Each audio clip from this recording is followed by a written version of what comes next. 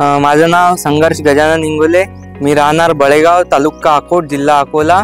यावर्षी आम्ही आमच्या शेतात नुजीविडू NCH 858 ही कपाशी लावलेली आहे आणि पहिल्यांदाच ही कपाशी लावली आमच्या शेतात आम्ही.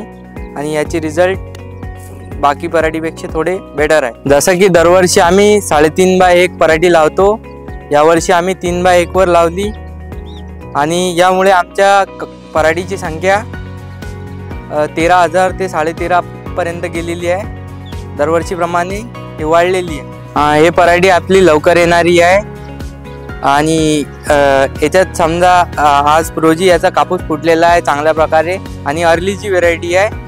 आणि या कारणानुसार समजा जर आपल्याला हे काढून पुढे दुसरं पीक पेरायचं असला, हरभरा पेरायचा असला किंवा गहू पेरायचा असला, त्याच्यासाठी हे सोयीस्कर पराठी आहे. आता हे कपाशी 110 ते 115 दिवसाच्या आसपास आहे.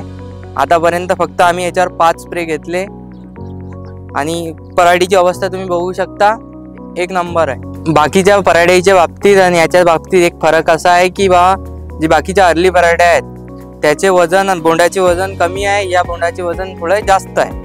यावर्षी तसंच तुम्ही पाहू शकता की यावर्षी पाणी कमी आहे आणि हे पराठी कोरडवाहू आहे, म्हणून याला एक पण पाणी दिलेलं नाही आहे. हे सगळी वरच्या पाण्यावर आहे.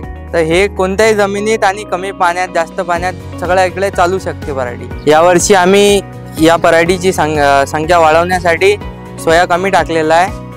त्यामुळे मला असं वाटते की या पराठी यावर्षी 10च्या वरती ॲव्हरेज देणार आहे आणि पुढच्या वर्षी पण आम्ही ही लावणारच आहे. आणि इतर शेतकऱ्यांना पण आम्ही सांगतो की तुम्ही पण हे एक वेळा तरी ट्राय करा.